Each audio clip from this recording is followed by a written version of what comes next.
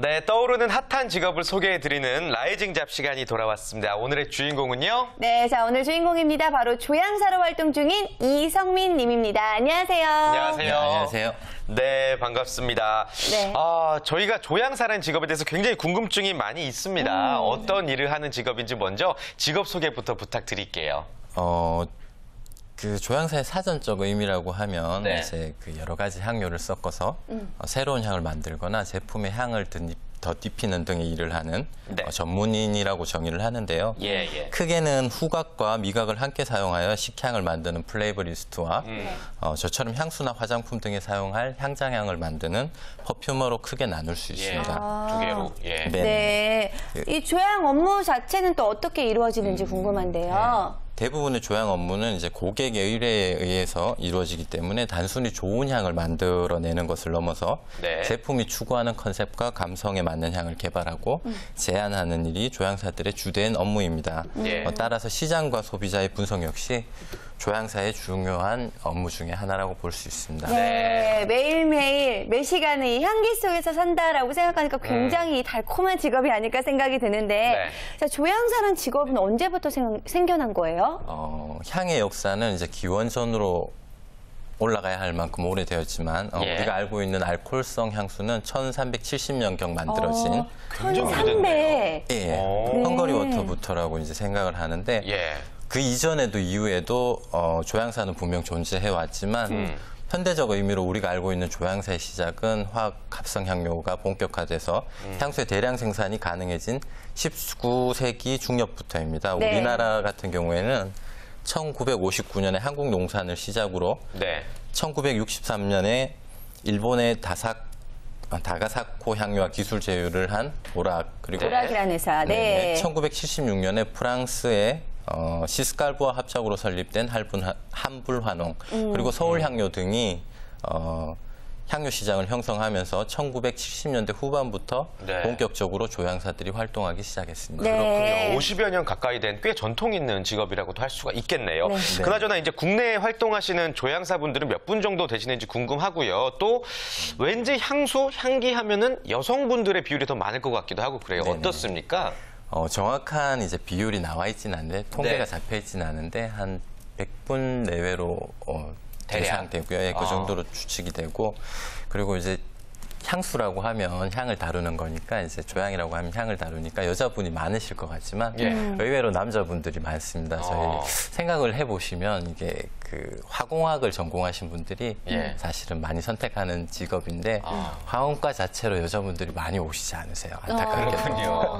화공이라는 것과 또 연결이 돼 있기 때문에 남성분들의 비율이 높다. 이거 또 의외의 내용인 것 같은데요. 자, 그런데 아무래도 조향의 매력이 뭐길래 이렇게 이 일을 계속 하고 계시는지도 궁금한데 뭐예요? 도대체 향을 만드는 게 어떤 점에서 좀 매력이 있다라고 보여지나요? 이게 화학에 기반한 작업이니까 생각하시기로는 굉장히 딱딱하고 재미없는 연구직같이 보실 수도 있지만 사실은 이제 자신의 감성과 이야기를 그대로 담아낼 수 있는 그런 일이기 때문에 굉장히 창의적이고 매력적입니다. 특히 이제 눈에 보이지 않는 향이라는 것들을 기억하고 구별하고 또 새로운 향을 만들어내는 일은 어떤 예술 활동만큼이나 이렇게 설레이는 그런 일들이라고 할 수 있고요. 네. 그렇군요. 그야말로 참 예술적인 작업, 예술적인 직업을 갖고 계시지 않은가 생각이 드는데 사실 말씀하신 것처럼 눈에 보이지 않는 향을 가지고 일을 해야 되다 보니까 좀 어려운 일, 뜻대로 되지 않는 일들도 많을 것 같아요. 네, 물론 이제 많은 어려움이 있겠습니다만 그중에서 제 입장에서 제일 힘든 일이라고 하면 이제 국내 향수 원료, 그러니까 향료들이 80% 이상이 해외에 의존을 하고 있고 그런 이유 때문에 원료 향료에 대한 정보가 조금 늦은 편입니다. 외국보다 조금 늦고 새로운 향료의 수급이 힘든 것도 사실입니다. 특히 향수 브랜드를 운영하는 입장에서는 가장 힘든 점 중 하나고요. 또한 향수를 전문적으로 생산하는 국내 브랜드가 없고 한국의 향수 시장이 해외 브랜드의 유통 시장 수준에 머물고 있어서 사실은 안타까움을 느끼고 있습니다. 네, 그렇다면 우리나라 뭐 향수의 품질 자체가 해외에 비해서 뭐 뒤처진다라고 생각하지는 않는데 왜 그럴까요? 왜 어떤 점들 때문에 이렇게 소비자에게 어필이 좀 안 될까라는 생각 좀 많이 해보셨을 것 같아요. 네네. 네. 분명히 우리나라 분들이 굉장히 잘 만드시는데 근데 아무래도 향수의 어떤 특성상 브랜드에 대한 얘기들 그런 것들이 많이 나오는 게 사실인데요. 근데 그럼에도 불구하고 외국 조향사들은 표현할 수 없는 어떤 감성 부분에 있어서 우리나라 조향사들은 뭐 좀 더 잘 우리 정서에 맞게 표현할 수 있기 때문에 곧 조만간 국내 조향사들의 어떤 브랜드들 그런 감성들을 느낄 수 있는 향들을 더 많이 만나보실 수 있을 거라고 생각합니다. 네, 이성민 조향사님처럼 정말 이 향에 대한 남다른 조예를 가지고 계신 분들이 많다면은 우리나라 향수 시장도 곧 발전할 수 있지 않을까라는 생각도 드는데요. 자, 그렇다면은 조향사란 직업을 갖기 위해서는 도대체 어떤 노력들을 해야 되는지 자세히 이야기 한번 들어보겠습니다. 네, 국내에도 이제 사설로 운영되는 퍼퓸 플레이버 스쿨들이 생겨나면서 관련 자격증이 개설되는 등 관심이 고조되고 있습니다만은 네. 현재까지 공인된 양성 기관은 없고요. 근데 이제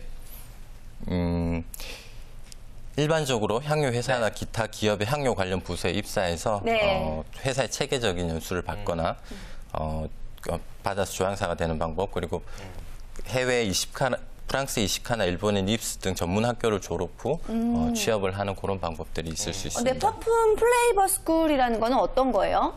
향수에 대한 어떤 일반론들, 화학적 지식들 그런 것들을 배울 수 있는 곳이고요. 최근에 생겨나기 시작해서 많은 분들이 관심을 가지고 방문하시더라고요. 네. 사실 조향사라는 직업이 굉장히 섬세하고 좀 어떻게 보면 여성적인 직업일 것 같다는 생각이 드는데 이성민 조향사님 보시면 굉장히 남성다워요. 딱 이렇게. 어떠시네요? 네. 아무튼 좀 남성적이면서도 여성스러운 그런 섬세함이 필요한 직업이 바로 조향사가 아닐까라는 생각이 듭니다.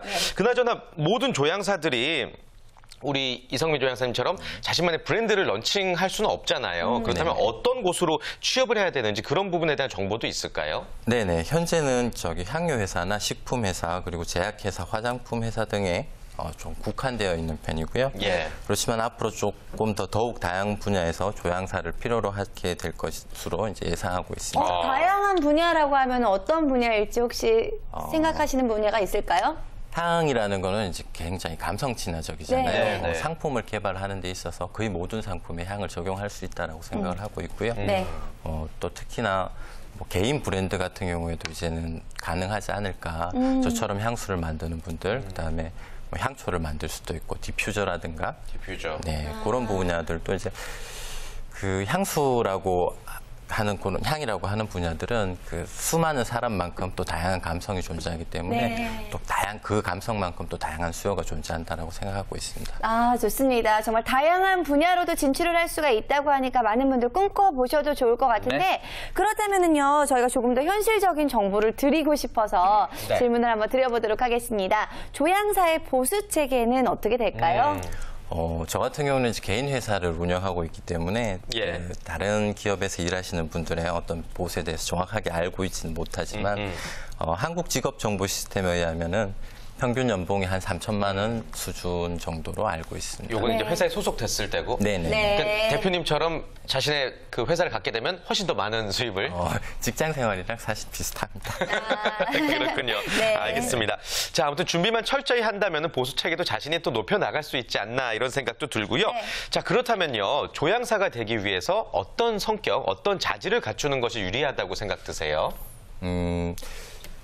그 화학적인 지식이라든가 뭐 후각적인 능력은 물론 당연히 중요하고요. 근데 그것보다 더 중요하다고 생각하는 부분은 어떤 그 인문학적, 예술적 소양 부분이 굉장히 중요하다고 생각을 하는데 의외네요. 결국에는 향을 창조해내는 분야이기 때문에 자기의 감성에 바탕을 해서 그 굉장히 창의력을 요하는 그런 일이라고 할 수 있습니다. 아, 근데 요즘 정말 모든 분야의 인문학적 소양이라는 이야기가 나오니까 어떨 때는 좀 허걱할 때가 있거든요. 아, 여기서도 얘기 필요한가? 어때요? 이 예술적인 부분에 대한 감수성과 이 직업과 어떤 직접적인 연관성이 있다고 보세요?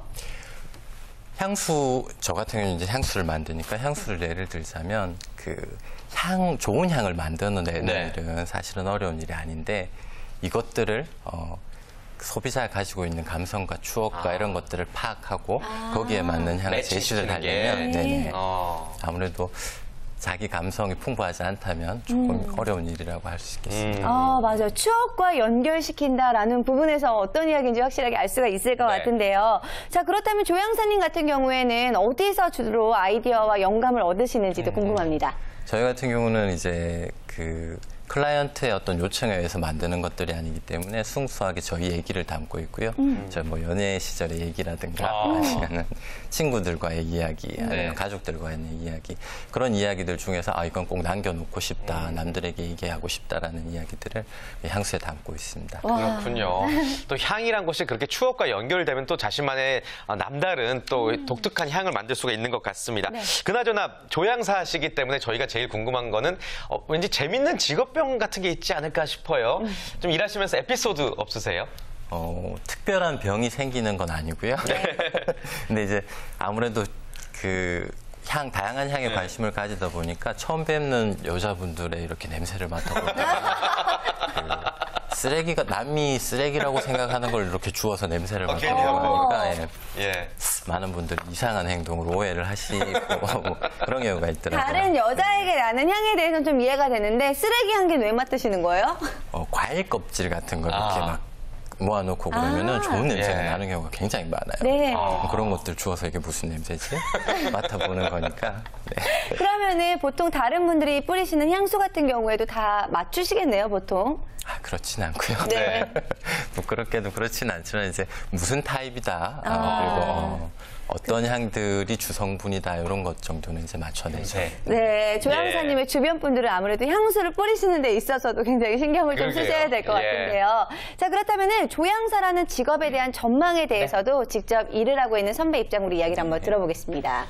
현대는 고도의 감성 소비 시대이고 향은 감성 친화적이기 때문에 다양한 분야에서 조향사를 필요로 할 것으로 생각합니다. 향은 향균이나 소치, 테라피적 효과의 기능적 필요뿐 아니라 감성적 욕구에 소비되기 때문에 그 가능성 역시 무궁무진하고요. 특히 국내 브랜드가 없는 향수 시장에는 더 큰 가능성이 있다고 보는데요.